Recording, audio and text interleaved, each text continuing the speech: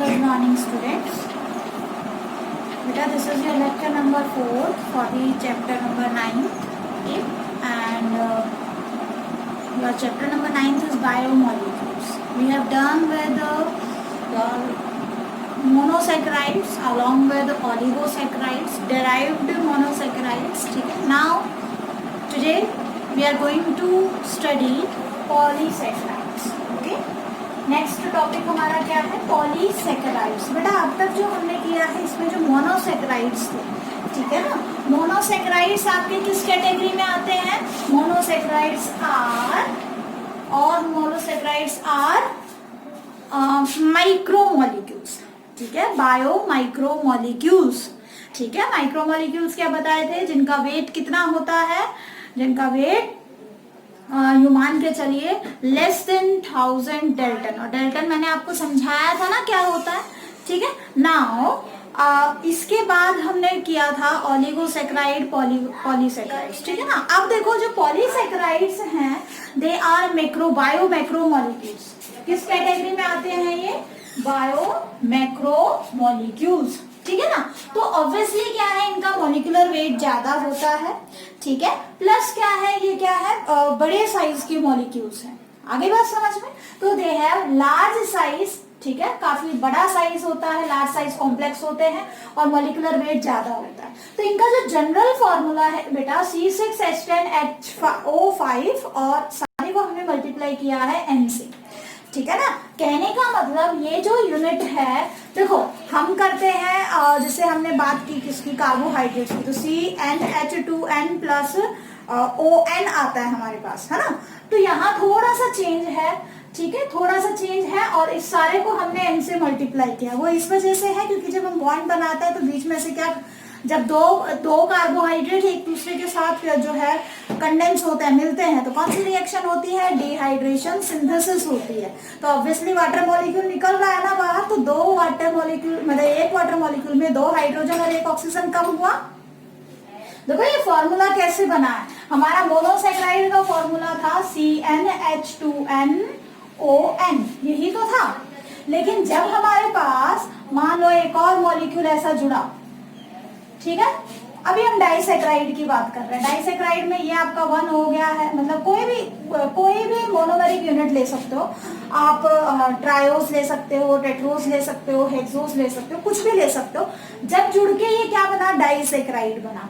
तो ऑब्वियसली यहाँ से एक वाटर मॉलिक्यूल क्या होगा? माइनस होगा कि नहीं?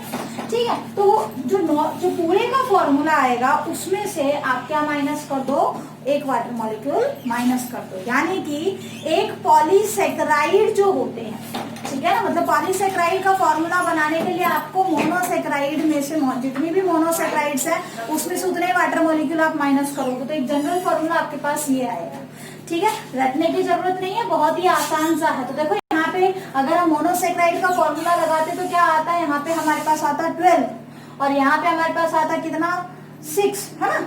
लेकिन यहाँ पे दो हाइड्रोजन हमारे नॉर्मल फॉर्मूले से कम है और एक ऑक्सीजन कम है, यानी कि एक वाटर मॉलिक्यूल की कमी है.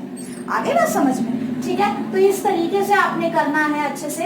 और रटने वाली कोई बात नहीं है, जस्ट समझ के करो चीजों को, तो बहुत ही आसान है. क्लियर? अब बात करते हैं. देखो हमने पढ़ा कि जो मोनोसैकेराइड्स होते हैं और उसके बाद अगर हम बात करें ओलिगोसैकेराइड्स की, तो उनके अंदर क्या होता है? स्वीट टेस्ट होता है. बट जैसे जैसे साइज बढ़ती जाती है, चेन का साइज बढ़ता है, वैसे वैसे क्या कम हो जाता है? उसके अंदर स्वीटनिंग इंडेक्स उसका जो है वो कम होता चला जाता है. स्वीट कैरेक्टर उसका कम होता हुआ चला जाता है. आगे बात समझ में? ठीक है, तो देखो अगर हम बात करें इनके स्वीट कैरेक्टर की, तो they are not sweet in taste. समझ में आया? They are not sweet in taste. ठीक है, इसके अलावा they are not soluble in water. अभी तक हम पढ़ते आ रहे थे कि जनरली जो सैकेराइड्स होते हैं they are soluble, but polysaccharides क्या होते हैं? They are not soluble in water. ठीक है, इसके साथ साथ देखो बेटा पॉलीसैकेराइड्स की अगर हम कैटेगरी करें, ठीक है ना, पॉलीसैकेराइड्स की अगर हम कैटेगरी वाइज इसको डिवाइड करें तो क्या होगा? हमारे पास दो टाइप के पॉलीसैकेराइड्स होते हैं. मतलब हम क्या पढ़ रहे हैं? हम तो चेन पढ़ रहे हैं. अब हमने पढ़ना है चेन किस टाइप की है. तो चेन बेटा दो टाइप की हो सकती है. अगर तो मोनोमेरिक यूनिट सारी की सारी सेम है, जैसे मान लो ये मैं एक पॉलीमर बना रही हूँ, ठीक है, इस तरीके से ये एक पॉलीमर बन रहा है और इस पॉलीमर के अंदर सारे के सारे मोनोमर क्या है, सेम है, ठीक है, जो मोनोमेरिक यूनिट है वो बिल्कुल सेम है, ठीक है, तो उसको क्या कहेंगे, होमोपॉलीसेकेराइड, ठीक। और अगर ये क्या है, अलग अलग है, अलग अलग का मतलब जैसे मान लो हो सकता है एक पर्टिकुलर मॉलिक्यूल हो और दूसरा कोई दूसरे टाइप का मॉलिक्यूल हो, ठीक है, ऐसे करके वो इस फॉर्म में अरेंज हो। अगर ये इस फॉर्म में अरेंज है, अलग अलग टाइप की मोनोमेरिक यूनिट जुड़ी हुई है, जैसे मान लो ग्लूकोज भी है, फ्रक्टोज भी है ना, इस तरीके से अगर जुड़ी हुई है तो फिर उसको क्या कहेंगे हम, हेटेरोपॉलीसेकेराइड। ये होमोपॉलीसेकेराइड, ये हेटेरोपॉलीसेकेराइड। क्लियर। अब आपको याद रखना है कौन सा होमोपॉलीसेकेराइड का एग्जांपल है और कौन सा हेटेरोपॉलीसेकेराइड का, ठीक है। वन बाय वन हम डिटेल से करेंगे, बट पेपर में जो क्वेश्चंस आते हैं वो इसी तरीके से आते हैं। मोनोमेरिक यूनिट सभी पॉलीसेकेराइड्स की आपको अच्छे से याद करनी है। क्लियर, ठीक है। तो देखो यहाँ पे हमने लिखा है polymer of same monomeric units. यहाँ लिखा है किसका पॉलीमर है, फ्रॉम डिफरेंट मोनोमेरिक यूनिट, ठीक। इसके अलावा यहाँ देखो एक साइड हमने मोनोमर्स लिखे हैं, एक साइड हमने उसके पॉलीमर लिखे हैं। तो देखो अल्फा डी ग्लूकोज की बात की जाए, बहुत सारे अल्फा डी ग्लूकोज जब जुड़ते हैं तो हमारे पास स्टार्च बनता है और ग्लाइकोजन बनता है। But the difference is that starch is stored food in case of plants and glycogen is stored food in case of animals, ठीक है। हमारे अंदर ग्लाइकोजन रहेगा स्टोर्ड फूड की फॉर्म में और प्लांट्स के अंदर स्टोर्ड फूड की फॉर्म में क्या रहेगा आपके पास, स्टार्च। लेकिन दोनों की मोनोमेरिक यूनिट सेम ही होती है, अल्फा डी ग्लूकोज। ये भी ध्यान रखना है, आगे चल के हमें ये भी ध्यान में रखना है कि कौन सी बॉन्डिंग हो रही है, ठीक है। अभी सबको डिटेल करेंगे, हम सबकी डिटेल करेंगे। उसके बाद सेलुलोज की जहां तक बात है, छोटी क्लास से पढ़ते आ रहे हो, प्लांट के सेल वॉल में सेलुलोज होता है, 9th क्लास में आपको पढ़ा देता है। तो वो जो सेलुलोज है वो भी क्या है, पॉलीमर ऑफ ग्लूकोज होता है, but the difference is that they are beta D glucose, ठीक है। 10th क्लास में आपने पढ़ा होगा कि जो हर्बीवोरस होते हैं, हर्बीवोरस की एलिमेंट्री कैनाल हमसे लंबी होती है, ठीक है। या फिर ये आपने पढ़ा होगा कि हमारी बॉडी जो है सेलुलोज को डाइजेस्ट नहीं कर पाती, क्यों, क्योंकि वो बीटा डी ग्लूकोज से बना हुआ है। बीटा डी ग्लूकोज की डाइजेशन के लिए हमारे पास कोई एंजाइम नहीं है, ठीक है। हमारी बॉडी में कोई हमारी ऐसी एंजाइम होती ही नहीं है, ऐसी एंजाइम बैक्टीरिया के अंदर मिलती है, ठीक है ना। ऐसे ही अगर हम बात करें किसकी, काइटिन की। काइटिन आपने सुना है, फंजाई की सेल वॉल पढ़ाया था मैंने। फंजाई की सेल वॉल किससे बनी होती है, काइटिन से बनी होती है। इसके अलावा आगे चल के आप पढ़ोगे आर्थ्रोपोडा एक ग्रुप होता है, वहां पे भी आपको काइटिन की लेयर मिलेगी, ठीक है। तो काइटिन बेसिकली किससे होता है, एन एसिटाइल ग्लूकोज अमीन। पढ़ाया था ना, एन एसिटाइल ग्लूकोज अमीन क्या होता है, ग्लूकोज का स्ट्रक्चर बनाओ, सेकेंड कार्बन पे OH हटा के अमीनो ग्रुप लगा दो, एन एसिटाइल ग्लूकोज अमीन। और ऐसी बहुत सारी एन एसिटाइल ग्लूकोज अमीन जब हमारे पास जुड़ती है तो हमारे पास क्या बनती है, काइटिन बनता है, ठीक है। और ये बहुत ज्यादा इंपॉर्टेंट है, आपको शायद दिख नहीं रहा होगा, मैं बोल के बता देती हूँ, वेरी वेरी वेरी इंपॉर्टेंट। जब बहुत सारी फ्रक्टोज की यूनिट जुड़ती है तो इन्यूलिन बनता है। क्या बनता है बेटा, इन्यूलिन, ठीक है। इसको प्रोनाउंसिएशन सही करना, इसकी इन्यूलिन है, बच्चे गलती से इंसुलिन पढ़ लेते हैं। पेपर में भी ध्यान से पढ़ना, इन्यूलिन है ये, इंसुलिन नहीं है। इंसुलिन पेनक्रियास का हार्मोन है जो ब्लड शुगर लेवल को कंट्रोल करता है, ठीक है ना। ये इन्यूलिन है, इंसुलिन नहीं है। इंसुलिन प्रोटीन है, ये कार्बोहाइड्रेट है, पॉलीसेकेराइड है, ठीक है। तो चीजों को ध्यान से पढ़ना बेटा, कंफ्यूज मत होना। जो क्वेश्चन पेपर आता है बहुत आसान आता है, बट ये इस टाइप की छोटी छोटी सिली मिस्टेक आपके नंबर कटवा देती है, ठीक है। तो try to avoid such type of silly mistakes. Clear. उसके बाद देखो नेक्स्ट हेटेरोपॉलीसेकेराइड की अगर हम एग्जांपल की बात करें, आपने पढ़ा सेलुलोज की जहां तक बात है, हेमी सेलुलोज होता है, मतलब कि प्लांट सेल की सेल वॉल की बात है, वहां पे सेलुलोज के साथ हेमी सेलुलोज, पैक्टिन भी मिलता है। वो पैक्टिन क्या है, वो पैक्टिन, ये मैंने क्वेश्चन आपको दिया था, वीडियो के अंदर दिया था, पूछा था, लेकिन किसी बच्चे ने आंसर नहीं किया कि प्लांट में ग्लूकोयूरानिक एसिड कहाँ मिलेगा। तो प्लांट में ग्लूकोयूरानिक एसिड उसके सेल वॉल के अंदर मिलता है in the form of pectin. Pectin में क्या है, ग्लूकोयूरानिक एसिड प्लस गैलेक्टोयूरानिक एसिड, दोनों की अल्टरनेट यूनिट्स जुड़ती है। ग्लूकोयूरानिक एसिड, फिर गैलेक्टोयूरानिक एसिड, फिर ग्लूकोयूरानिक एसिड, फिर गैलेक्टोयूरानिक एसिड, ऐसे करके बहुत लंबी सी चेन बनती है, ठीक है। तो pectin is polymer of glucuronic acid along with galacturonic acid. Heteropolysaccharide है। पेप्टिडोग्लाइकन कहाँ पढ़ा है आपने? बैक्टीरिया की सेल वॉल में पढ़ा है ना। और वहां हमने क्या देखा था पेप्टिडोग्लाइकन के अंदर कि पेप्टिडोग्लाइकन क्या होता है? नैग और NAM, N acetyl glucosamine plus N acetyl muramic acid. समझ में आ गई बात?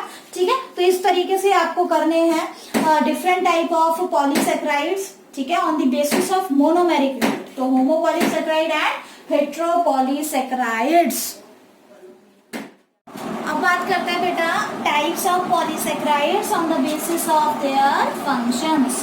फंक्शंस की बेस पे पॉलीसेक्राइड्स कितने टाइप के होते हैं, ठीक है। तो देखो फंक्शंस की बेस पे हमारे पास 3 डिफरेंट टाइप्स है। एक तो फूड स्टोरेज पॉलीसेक्राइड, यानी कि ऐसे पॉलीसेक्राइड जो जनरली फूड स्टोरेज का काम करते हैं, ठीक है ना, जिनका मेन रोल फूड स्टोरिंग का है, ठीक है। यहाँ पे बेसिकली हम पढ़ते हैं स्टार्च और ग्लाइकोजन। क्या पढ़ोगे यहाँ पे? Starch and glycogen. जहां तक बात है स्ट्रक्चरल पॉलीसेक्राइड की, यानी ऐसे पॉलीसेक्राइड जो बेसिकली क्या कर रहे हैं? किसी चीज का स्ट्रक्चर बना रहे हैं, ठीक है। तो जब हम स्ट्रक्चरल पॉलीसेक्राइड्स की बात करते हैं तो वहां पे पढ़ेंगे काइटिन एंड सेलुलोज, ठीक है। और तीसरी टाइप जो है बेटा दैट इज म्यूकोपॉलीसेक्राइड। क्या मतलब होता है म्यूकोपॉलीसेक्राइड का? कि ये बेसिकली क्या करते हैं? म्यूकोपेप्टाइड सिक्रीट करते हैं, मतलब म्यूकस लाइक सब्सटेंस, एक स्टिकी सब्सटेंस सिक्रीट करते हैं, ठीक है। आगे बात समझ में, तो इनका क्या रोल होता है, कैसे होते हैं, वो सारा हम पढ़ेंगे, ठीक है। तो 1 बाय 1 स्टार्ट करते हैं। सबसे पहले फूड स्टोरेज पॉलीसेक्राइड्स, ठीक है ना। और फूड स्टोरेज पॉलीसेक्राइड में बेटा सबसे पहले बात करते हैं स्टार्च। तो स्टार्च क्या है? एक होमोपॉलीसेक्राइड। सबसे इंपॉर्टेंट बात, होमोपॉलीसेक्राइड अभी हमने डिस्कस किया था कि all monomeric unit are same, ठीक है। उसके साथ साथ देखो हमने देखा इसकी मोनोमेरिक यूनिट क्या है? अल्फा डी ग्लूकोज, ठीक है, यानी कि किससे बना हुआ है? अल्फा डी ग्लूकोज से बना हुआ है, ठीक। इसके साथ साथ बेटा कब बनता है? It is the end product of photosynthesis. तो स्टार्च आपको बेसिकली कहाँ देखने के लिए मिलेगा? आपको it is stored food in plants. Plants के अंदर क्या है? ये स्टोर्ड फूड। आगे बात समझ में, क्योंकि ये फोटोसिंथेसिस के टाइम पे बनता है और whatever glucose that is not utilised by the plants at the time of formation, after its formation, then it will get stored in the form of starch. Clear? ठीक है। Now it consists of 2 components. बहुत ज्यादा जरूरी है। Starch भी क्या है? 2 अलग अलग तरीके से इसके कंपोनेंट्स होते हैं, ठीक है ना। यहाँ से बेसिकली क्वेश्चन आता है, ठीक है, कि स्टार्च के 2 कंपोनेंट्स आपको समझना बहुत ज्यादा इंपॉर्टेंट है कि स्टार्च के 2 कंपोनेंट कौन कौन से होते हैं। तो देखो बेटा, एक तो होता है अमाइलोज और दूसरा होता है अमाइलोपेक्टिन। फर्क किसका है? फर्क सिर्फ और सिर्फ अरेंजमेंट ऑफ ग्लूकोज मॉलिक्यूल का। आगे बात समझ में, फर्क किसका है? सिर्फ और सिर्फ अरेंजमेंट का है कि ग्लूकोज की यूनिट्स कैसे जुड़ी हुई है, ठीक है। ग्लूकोज की यूनिट स्टार्च में कैसे जुड़ी हुई है, वो हिस्सा जहाँ पे 2 कंपोनेंट क्या क्या बताया बेटा? एक तो होता है अमाइलोज, ठीक है, एक तो होता है अमाइलोज, ठीक है, और एक होता है अमाइलोपेक्टिन। अब देखो कुछ चीजें हैं जो आपने अच्छे से समझनी है। क्या? वर्ड्स को ग्रिप करना। बायो में वर्ड्स की ग्रिपिंग समझ लो, बहुत ज्यादा बेनिफिशियल रहेगा। देखो आपने याद किया था डाइजेशन वाला चैप्टर जब 10th में पढ़ा था, सेलेब्री अमाइलेज, है ना। अमाइलेज वर्ड किसके लिए है? स्टार्च को डाइजेस्ट करने वाली एंजाइम के लिए। अमाइलो वर्ड ही किसके लिए होता है? स्टार्च के लिए। और ऐसी एंजाइम जो स्टार्च को डाइजेस्ट करेगी क्या बोलोगे? अमाइलेज, है ना। और फिर उसका सोर्स आगे लगा दो, सेलेब्री ग्लैंड से निकल रही है तो सेलेब्री अमाइलेज, पेनक्रियास से निकल रही है तो पेनक्रिएटिक अमाइलेज, इंटेस्टाइन से है तो इंटेस्टाइनल अमाइलेज। आ रही है बात समझ में? तो ऐसे ग्रिप रखना सीखो, आपके लिए बहुत ज्यादा बेनिफिशियल रहेगा। तो अमाइलो वर्ड किसके लिए होता है बेटा? स्टार्च के लिए। वहीं से अब हमने इसकी 2 यूनिट बनाई, एक तो होती है अमाइलोज और दूसरी क्या होती है? अमाइलोपेक्टिन। क्लियर? ठीक है। अब देखो अमाइलोज की जहां तक बात है, ये स्टार्च का वो हिस्सा है जो अनब्रांच्ड है। अनब्रांच्ड का मतलब लीनियरली अरेंज्ड ग्लूकोज यूनिट्स होते हैं, ठीक है। जैसे मान लो ऐसे करके बहुत सारे ग्लूकोज की यूनिट जुड़ी हुई है ऐसे करके, तो जब जहां जहां कैसी है ये ऐसे लीनियरली अरेंज है, उसको क्या कहोगे, अमाइलोज पार्ट, ठीक है। बट किसी जगह पे अगर इसमें ब्रांचिंग शो कर दी, कहीं कहीं पे कहाँ ब्रांचिंग शो होती है वो भी हम करेंगे, कहीं कहीं पे ऐसे करके इसमें क्या है, ब्रांचिंग भी है, ठीक है ना। तो वो ब्रांच वाला हिस्सा जो है, इस तरीके से ब्रांचिंग वाला जो हिस्सा है वो क्या कहलाएगा, अमाइलोपेक्टिन। आगे बात समझ में। तो अमाइलोपेक्टिन क्या होता है बेटा, it is the branched part of starch, और अमाइलोज क्या होता है, अनब्रांच्ड पार्ट ऑफ स्टार्च, ठीक है। समझ में आया, ठीक है ना।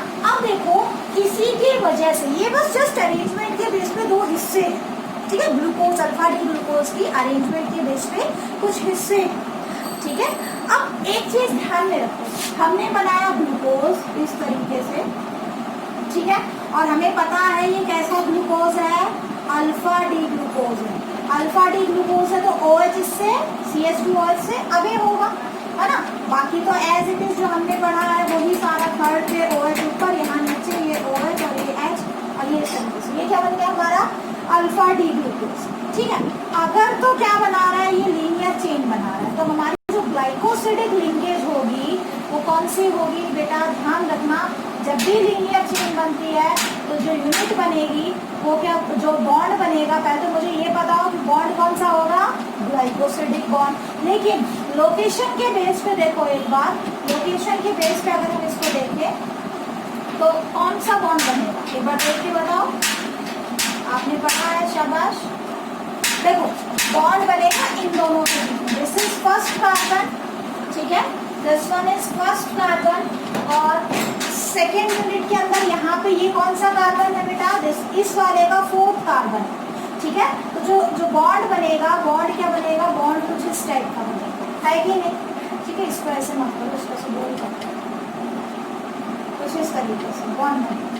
ये क्या हुआ, ये बना आपका 1,4 alpha 1,4 glycosidic bond, glycosidic bond. तो जब तक लीनियर चेन बनेगी, जब तक लीनियर चेन बनेगी, कौन सा बॉन्ड आएगा, अल्फा 1,4 ग्लाइकोसिडिक, ठीक है। तो जहाँ जब अमाइलोज के अंदर सिर्फ और सिर्फ 1,4 ग्लाइकोसिडिक बॉन्ड आपको देखने के लिए मिलेगा। बट जब ब्रांचिंग होनी है तो ब्रांचिंग के लिए बेटा, इसकी अगर मैं इस वाले मॉलिक्यूल का अगर मैं ब्रांचिंग शो करना चाहूँ तो क्या होगा, यहाँ मैंने एक ग्लूकोज मॉलिक्यूल और बना दिया कुछ इस तरीके से, ठीक है, ऐसे कर बना देते हैं ना, ये हमने अल्फा डी ग्लूकोज बना दिया, ठीक है। ये OH हो गया, ये H हो गया, ये OH, ये OH, ये OH, ये H, अगेन ये OH, ये H, और ये CH2OH, ये H, ठीक है। तो यहाँ जो बॉन्ड बनेगा, ये जो CH2OH इसका था, ठीक है, इस वाले का जो CH2OH था और इसका जो ऐसा बॉन्ड जो बनेगा वो इन दोनों के बीच में बनेगा। आगे बात समझ में, इसके बीच में बनेगा, यहाँ कार्बन आएगा बीच में कुछ इस तरीके से, ठीक है ना, COC बॉन्ड। तो देखो ये वाला जो बॉन्ड होता है, जो ब्रांचिंग की जिससे बेसिकली ब्रांचिंग होती है, वो कौन सा होता है, वो होता है 1,6 ग्लाइकोसिडिक बॉन्ड, 1,6 ग्लाइकोसिडिक बॉन्ड। लेकिन आगे अल्फा बीटा किस बेस पे लगाओगे, जो आपका यहाँ पे ग्लूकोज यूज हो रहा है, ग्लूकोज कौन सा हो रहा है, अल्फा वाला, इसीलिए अल्फा 1,6 ग्लाइकोसिडिक है। तो देखो अगर हम बात करें अमाइलोपेक्टिन की, तो अमाइलोपेक्टिन में देखो ब्रांचिंग के साथ साथ लीनियर अरेंजमेंट भी होगा, अभी हमने देखा था, है ना। तो ब्रांचिंग के अंदर क्या होता है, लीनियर भी होता है और ब्रांचिंग भी होती है, दोनों चीजें होंगी। ऑब्वियसली लीनियर पे तो ब्रांच बनेगी। तो अगर अमाइलोपेक्टिन की बात की जाए, यहाँ पे जो बॉन्ड है आपको दोनों बॉन्ड मिलेंगे, 1,4 ग्लाइकोसिडिक बॉन्ड भी देखने को मिलेगा, और अगर हम बात करें प्लस 1,6, जहाँ जहाँ ब्रांचिंग मिलेगी वहाँ वहाँ 1,6 ग्लाइकोसिडिक बॉन्ड भी देखने को मिलेगा। आगे बात समझ में, ठीक है। तो इस तरीके से आपको नॉलेज होनी चाहिए कि कहाँ पे 1,4 ग्लाइकोसिडिक बॉन्ड होगी और कहाँ पे 1,6 ग्लाइकोसिडिक बॉन्ड होगी। समझ में आ गया, ठीक है। तो ध्यान रखना, यहाँ पे हमेशा 1,4 ग्लाइकोसिडिक बॉन्ड होगी, ठीक है। यहाँ पे 1,4 अल्फा 1,4 ग्लाइकोसिडिक बॉन्ड भी होगा, ठीक है, प्लस यहाँ पे अल्फा 1,6 ग्लाइकोसिडिक बॉन्ड भी प्रेजेंट होगा, ठीक है। अब देखो नेक्स्ट बात करते हैं परसेंटेज वाइज अगर हम देखें तो ये जनरली कम होता है 20 to 30% होता है, ठीक है ना। स्टार्च का 20 to 30% अमाइलोज होता है। और अगर बात करें हम अमाइलोपेक्टिन की, ठीक है ना, तो अमाइलोपेक्टिन 70 to 80% होगा, ज्यादा अमाउंट में होता है। इस टाइप के क्वेश्चन कई बार आ जाते हैं, ठीक है। इसके अलावा देखो बेटा, अगर हम बात करें स्ट्रक्चर की तो ये लीनियर अरेंजमेंट है मॉलिक्यूल का, और एक्वस सॉल्यूशन में ये क्या हो जाता है, कुछ लीनियर अरेंजमेंट कुछ इस तरीके से हेलिकल फॉर्म में है तो लीनियर ही, ठीक है, लेकिन लीनियर भी क्या हो गया, स्पाइरल अरेंजमेंट शो कर रहा है। इसीलिए यहाँ पे क्या होता है, हेलिकल अरेंजमेंट होता है। कैसा अरेंजमेंट हो रहा है बेटा, हेलिकल अरेंजमेंट हो रहा है, ठीक है। और ये वाला स्ट्रक्चर हमने देखा था कैसा है, this one is your branched structure. आगे बात समझ में, ये कैसा स्ट्रक्चर है, ब्रांच्ड स्ट्रक्चर है।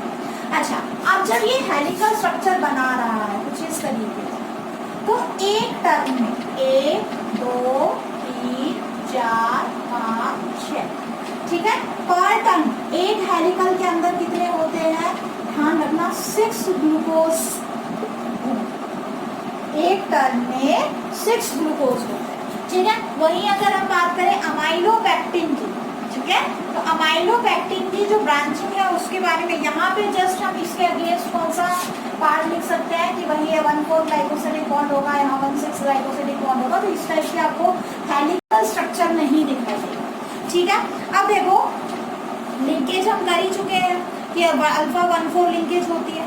200 to 1000 glucose unit, 200 to 1000 glucose unit linearly arrange होंगी और अमाइलोज का पार्ट बनाएंगे। 200 से 1000 तक, ठीक है, एक अप्रॉक्स डाटा है और लीनियर अरेंजमेंट शो करता है।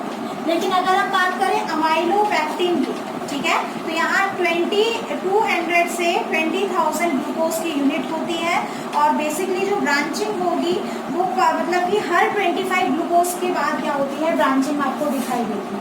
क्या कहा मैंने, 2000 से 20,000 ग्लूकोज यूनिट जुड़ी हुई होती है, ठीक है, लगभग इतनी यूनिट जुड़ी होती है एक साथ जब अमाइलोपेक्टिन का पार्ट बनता है।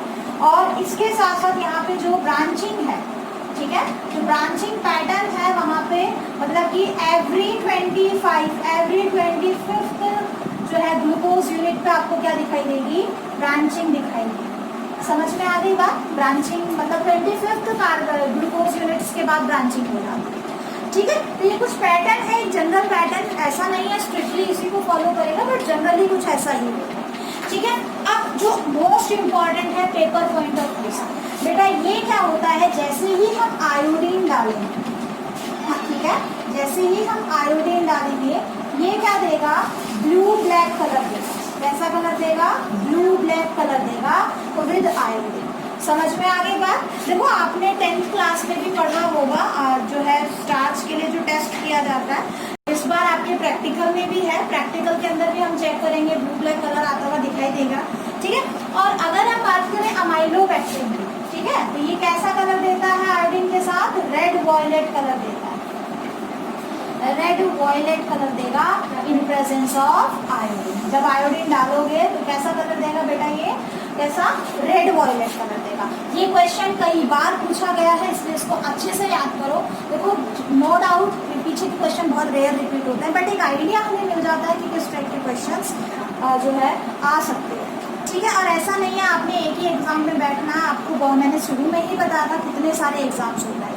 तो जो एक कॉम्पिटिटिव एग्जाम में आएगा हो सकता है वो किसी दूसरे टाइप के कॉम्पिटिटिव एग्जाम में आ जाए। तो बेसिकली जो क्वेश्चंस आए हुए हैं एटलीस्ट उन पे फोकस करो, ठीक है। तो this is the difference between amylose and amylopectin. अच्छे से याद कर देना, थ्योरी पॉइंट ऑफ व्यू से भी इम्पोर्टेंट है, प्लस आपके जो है थ्योरी के साथ साथ कॉम्पिटिटिव पॉइंट ऑफ व्यू से भी important. Second type of storage polysaccharide is glycogen, ठीक है। सेकेंड टाइप क्या है बेटा, ग्लाइकोजन, ठीक है। तो देखो ग्लाइकोजन जनरली क्या है, इसको एक बेसिकली अगर हम देखें तो इसका जनरल नेम क्या है, एनिमल स्टार्च। वो प्लांट के अंदर था, इसको एनिमल स्टार्च आप बोल सकते हो बिकॉज जो फंक्शन प्लांट्स के अंदर स्टार्च कर रहा था वही फंक्शन एनिमल्स के अंदर कौन करता है, ग्लाइकोजन करता है, that is storage of food, ठीक है ना, स्टोरेज का फंक्शन। तो ये क्या है, इट इज एनिमल स्टार्च, होमोपॉलीसेक्राइड होता है, reserved food in case of animals and fungi, animal में और फंजाई में रिजर्व फूड का काम करता है। ठीक है, और कहाँ मिलेगा आपको? आपकी बॉडी में लिवर के अंदर स्टोर होता है, और वहाँ की जो मसल्स होती है वहाँ पे भी क्या स्टोर होता है? ग्लाइकोजन प्रेजेंट होता है। ठीक है, आगे बात समझ में। और किसका पॉलीमर है बेटा? अल्फा डी ग्लूकोज का पॉलीमर है। ठीक है, जस्ट एक इंफॉर्मेशन है। ठीक है ना, बोर फील मत करना इस चैप्टर को पढ़ते टाइम, बहुत ज़्यादा इंटरेस्टिंग है। बार बार स्ट्रक्चर बना के देखो, और जब एमसीक्यू करोगे तो आपको बहुत ज़्यादा इंटरेस्ट आएगा। ठीक है, तो बोरिंग फील नहीं करना है। हाईली ब्रांच्ड है, देखो हम क्या डिफरेंस है स्टार्च में और ग्लाइकोजन में। वहाँ हमें कुछ जगह पे कैसा मिलेगा? अनब्रांच स्ट्रक्चर मिलेगा, और कुछ जगह पे ब्रांचिंग मिलेगी, फिर कुछ थोड़ा सा अनब्रांच, फिर ब्रांचिंग। तो जहाँ जहाँ अनब्रांच स्ट्रक्चर है उसको हमने कहा था अमाइलोज, और जहाँ जहाँ ब्रांच स्ट्रक्चर था वहाँ था अमाइलोपेक्टिन। यहाँ क्या है देखो बेटा, यहाँ आपको टोटली क्या मिलेगी? ब्रांचिंग मिलेगी, टोटली ब्रांचिंग। ठीक है, लेकिन मतलब कहीं से भी देख लो आपको ब्रांचिंग देखने को मिलेगी। तो हाईली ब्रांच स्ट्रक्चर होता है, वहाँ पे जो अमाइलोपेक्टिन में ब्रांचिंग का पैटर्न था कि 25th ग्लूकोज यूनिट के बाद क्या आ रही थी, जो है ब्रांचिंग मिल रही थी। यहाँ पे इतना ज्यादा ब्रांच होता है कि एवरी 10th ग्लूकोज यूनिट के बाद आपको क्या मिलेगी? नई ब्रांचिंग मिलेगी। ठीक है, ऐसे ही अगर हम बात करें, अब देखो ब्रांचिंग है तो ऑब्वियसली आपको बॉन्ड कम से मिलेंगे। जब लीनियर पार्ट है, जैसे मान लो आपको 1 से 10 कार्बन के बीच में, वहाँ तो लीनियर पार्ट हो गया ना, तो लीनियर पार्ट भी है प्लस ब्रांचिंग भी है। तो लीनियर पार्ट में कौन सी ब्रांचिंग मिलेगी? 1,4 ग्लाइकोसिडेट बॉन्ड, और जहाँ जहाँ ब्रांचिंग होगी वहाँ कौन सा? 1,6 ग्लाइकोसिडेट। तो इनके अंदर दोनों टाइप की ब्रांचिंग मिलती है, अल्फा 1,4 ग्लाइकोसिडिक बॉन्ड और अल्फा 1,6 ग्लाइकोसिडिक। ठीक है, इसके साथ साथ अगर हम बात करें जनरली एक ग्लाइकोजन मॉलिक्यूल की, तो एक ग्लाइकोजन मॉलिक्यूल के अंदर कितने? लगभग 30,000 ग्लूकोज यूनिट होते हैं जो ब्रांचिंग पैटर्न में अरेंज होते हैं। ठीक है, वहाँ पे भी हमने देखा था अमाइलोज अमाइलोपेक्टिन दोनों मिला के बहुत ज़्यादा यूनिट्स होती हैं ग्लूकोज। ठीक है, और सबसे important red colour with iodine, it will give red colour with iodine. देखो 3 चीजें याद रखनी है। अगर ब्लू ब्लैक कलर आ रहा है तो क्या आएगा आपका? Amylose part. ठीक है, स्टार्च का अमाइलोज। रेड वॉयलेट कलर आ रहा है तो स्टार्च का कौन सा पार्ट? अमाइलोपेक्टिन। और सिर्फ रेड कलर आ रहा है, ठीक है ना, रेड जिसको बोलते हैं, तो इसका मतलब आपके पास जो गिवन कंपाउंड है वो क्या है? ग्लाइकोजन। देखो ये सारी चीजें ना कैसे आपसे डायरेक्टली नहीं पूछेंगे, जैसे नीट वगैरह के अंदर या किसी भी कॉम्पिटिटिव एग्जाम में जो क्वेश्चन आएगा तो कैसे आएगा? You have 3 test tubes A B C, ठीक है, और उसके बाद कह देंगे कि A के साथ जब आयोडीन डाला तो जो है रेड वॉयलेट कलर आया, B के साथ जब आयोडीन डाला तो ब्लू ब्लैक कलर आया, ठीक है, C के साथ डाला तो रेड कलर आया। आइडेंटिफाई A B C, ठीक है, उसके बाद 4 ऑप्शंस मिलेंगे आपको। हो सकता है A में उन्होंने अमाइलोज, दूसरे में, इस टाइप के क्वेश्चंस आपको दे सकते हैं। ठीक है, and you have to opt for the correct one. तो देखो चीजें बहुत ज्यादा इंटरेस्टिंग है, समझ के करोगे तो, और कुछ फैक्ट्स तो देखो लर्न करने पड़ेंगे। अब बात करते हैं इन्यूलिन। ठीक है, इन्यूलिन क्या है बेटा? स्टोरेज पेप्टाइड ही कह, स्टोरेज पॉलीसेकेराइड ही कह सकते हैं हम इसको, बट ये हमारी बॉडी मेटाबोलाइज नहीं करती। ठीक है, और जनरली क्या है? दिस पॉलीमर ऑफ फ्रक्टोज, ये इम्पॉर्टेंट है, एनसीईआरटी में भी दिया हुआ है। बार बार कह रही हूँ, इन्यूलिन को इंसुलिन के साथ कंफ्यूज मत करना। ठीक है ना, दोनों वर्ड बिल्कुल अलग है, दोनों चीजों का फंक्शन अलग है, दोनों का केमिकल नेचर अलग है। वो प्रोटीन है, ये पॉलीसेकेराइड है। ठीक है, अब देखो it is not metabolised in human body, और बेसिकली पॉलीमर ऑफ फ्रक्टोज है। कहाँ मिलेगा? डेलिया प्लांट के रूट के अंदर मिलेगा। ठीक है, आप गूगल करके देख सकते हो डेलिया प्लांट कैसा दिखता है, उसके रूट के अंदर जनरली हमें इन्यूलिन मिलता है। और रोल क्या होता है बेटा? GFR नापने के लिए, ठीक है, ग्लोमेरुलर फिल्ट्रेट रेट नापने के लिए। ठीक है, हमने पहले भी डिस्कस किया है इसको कि हमारी किडनी क्या करती है, हमारी किडनी का जो ग्लोमेरुलर पार्ट होता है वो क्या करता है? वो इसको फिल्टर आउट करेगा। अगर कंप्लीटली फिल्टर आउट हो रहा है इसका मतलब किडनी हमारी सही तरीके से काम कर रही है, और अगर कंप्लीटली फिल्टर आउट नहीं हो रहा है तो इसका मतलब कहीं ना कहीं क्या है? हमारी किडनी में कोई ना कोई प्रॉब्लम है। ठीक है, तो GFR ग्लोमेरुलर फिल्ट्रेट रेट को मेजर करने में ये हेल्प करता है। आगे बात समझ में। नेक्स्ट इज स्ट्रक्चरल पॉलीसेकेराइड बेटा। तो स्ट्रक्चरल पॉलीसेकेराइड का मतलब वो polysaccharide those are involve in formation of structure. Basically cell का जो है, सेल का स्ट्रक्चर आप जानते हैं, जैसे सेल वॉल फॉर्मेशन लगा लीजिए, ठीक है ना। तो स्ट्रक्चरल रोल जिसका है, किसी चीज को बनाने में जिसका रोल है, यहाँ पे बेसिकली हम बात करते हैं काइटिन की और सेलुलोज की।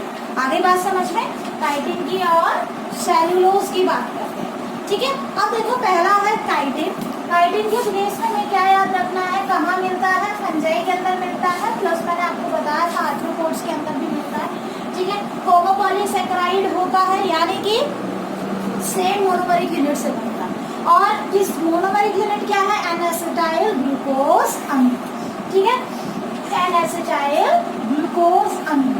और बेसिकली यहाँ पे जो लिंकेज है वो कौन सी है, बीटा 1,4 ग्लाइकोसिडिक बॉन्ड। देखो बेटा, चाहे काइटिन हो या सेलुलोज, एक सिंपल सा फंडा हमेशा याद रखना, अगर आपका क्या है फूड स्टोरेज वाली पॉलीसेकेराइड है, वहाँ पे जो ग्लूकोज की यूनिट जुड़ती है हमेशा अल्फा डी ग्लूकोज होती है, और यहाँ पे जो जुड़ती है वो बीटा डी ग्लूकोज होती है, ठीक है। तो अगर हम काइटिन की बात करें या सेलुलोज की बात करें, दोनों ही केस में बीटा लिंकेज आती है, ठीक है। मोनोमेरिक तो यूनिट आपको याद करनी पड़ेगी, बट अल्फा और बीटा का जो कॉन्सेप्ट है ना वो आप यहाँ से क्लियर कर सकते हैं।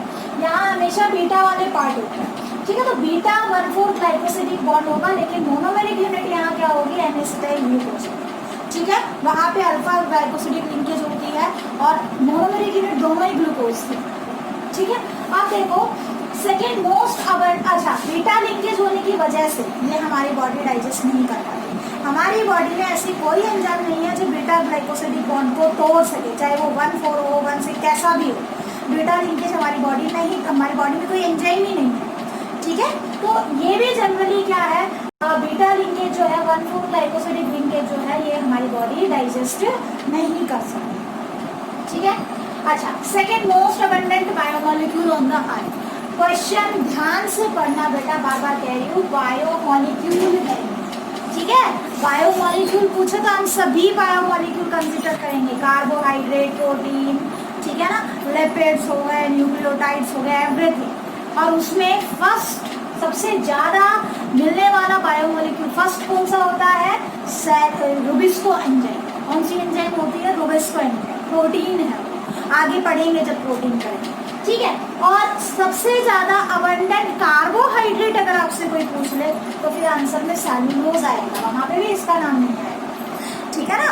लेकिन बायोमोलिक्यूल की second most abundant biomolecule on earth, तो आंसर क्या होगा आपका, काइटिन, क्लियर, ठीक है। इसके साथ साथ सेकेंड टाइप जो है, सेकेंड स्ट्रक्चरल पॉलीसेकेराइड क्या है, सेलुलोज। तो सेलुलोज क्या है बेटा, होमोपॉलीसेकेराइड होती है, ठीक है। वही यानी कि किससे बनी हुई है, सेम यूनिट से बनी हुई है, और सेम यूनिट किसकी होती है, ग्लूकोज की होती है। ग्लूकोज भी ध्यान रखना, बीटा डी ग्लूकोज। तो कई बार क्वेश्चन आ जाता है, ठीक है ना, कि सेलुलोज हमारी बॉडी में डाइजेस्ट नहीं होता, असर्शन रीजनिंग टाइप में क्वेश्चन आ जाता है। क्यों नहीं होता, क्योंकि यहाँ पे अल्फा डी, देखो क्वेश्चन कैसे आता है कि स्टार्च हमारी बॉडी डाइजेस्ट कर लेती है, ठीक है, ग्लाइकोजन हमारी बॉडी में डाइजेस्ट हो रहा है, लेकिन सेलुलोज में, ठीक है, तीनों चीजें ग्लूकोज से बनी हुई है, तो वो अल्फा डी ग्लूकोज से थी, तो सारे के सारे बॉन्ड अल्फा ग्लाइकोसिडिक बॉन्ड। यहाँ जो लिंकेज है, मतलब यहाँ जो ग्लूकोज की यूनिट है वो बीटा, और अल्फा बीटा मैंने आपको अच्छे से क्लियर किया है। अल्फा यानी कि CH2OH से अवे है OH ग्लूकोज में, और टूवर्ड्स है तो बीटा। तो यहाँ पे बीटा ग्लाइकोसिडिक बॉन्ड होगा, ठीक है। और हाई, इसी की वजह से इसमें हाई टेंसाइल स्ट्रेंथ आ जाता है, ठीक है ना, चीजों को मतलब टेंसाइल स्ट्रेंथ जिसको आप कहते हैं, जैसे रोप के अंदर कितनी टेंसाइल स्ट्रेंथ है, ठीक है, तो वो टेंसाइल स्ट्रेंथ भी ज्यादा होती है। अनब्रांच्ड पॉलीमर होता है, लीनियर पॉलीमर है, तो ऑब्वियसली यहाँ बॉन्ड कौन सा होगा, अल्फा 1,4 ग्लाइकोसिडिक बॉन्ड होगा, ठीक है। सॉरी, अल्फा नहीं आएगा यहाँ पे, बीटा 1,4 ग्लाइकोसिडिक बॉन्ड होगा। आगे बात समझ में, ठीक है ना। और जनरली 3,000 to 6,000 ग्लूकोज यूनिट जो है आपस में जुड़ी हुई होती है एक सेलुलोज मॉलिक्यूल बनाने, ठीक है। और आयोडीन के साथ ही कोई रिएक्शन नहीं होगा। तो अभी तक हमने 4 टेस्ट ट्यूब पढ़ ली, मतलब क्वेश्चन के हिसाब से। पहले अगर वो क्या कर रहा है, ब्लू ब्लैक कलर दे रहा है तो स्टार्च का अमाइलोज पार्ट होगा, रेड वायलेट कलर दे रहा है तो स्टार्च का अमाइलोपेक्टिन पार्ट होगा। अगर रेड कलर दे रहा है तो कौन सा किया था, रेड कलर। इससे पहले आपने क्या पढ़ा था, शाबाश, अभी बताया था थोड़ी देर पहले, इतनी जल्दी कैसे भूल सकते हो। पे। रेड कलर हमने किसमें पढ़ा था बेटा? ग्लाइकोजन के अंदर, ठीक है। और फोर्थ हमने पढ़ लिया आयोडीन के साथ कोई रिएक्शन कर ही नहीं रहा तो क्या आएगा आपका? ग्लूकोज। क्लियर? ठीक है।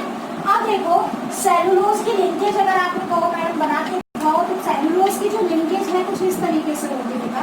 ये इस तरीके से ये हो गया हमारा CH2OH। मैं पूरा ग्लूकोज नहीं बना रही हूँ। यहाँ पे जो OH आएगा ये ऊपर आएगा, ये H ऐसे, ठीक है। और यहाँ जो बनेगी दूसरी ग्लूकोज की यूनिट होगी वो कुछ ऐसे होगी, ठीक है। इसमें OH यहाँ मिलेगा क्योंकि ये फोर्थ कार्बन है, ठीक है।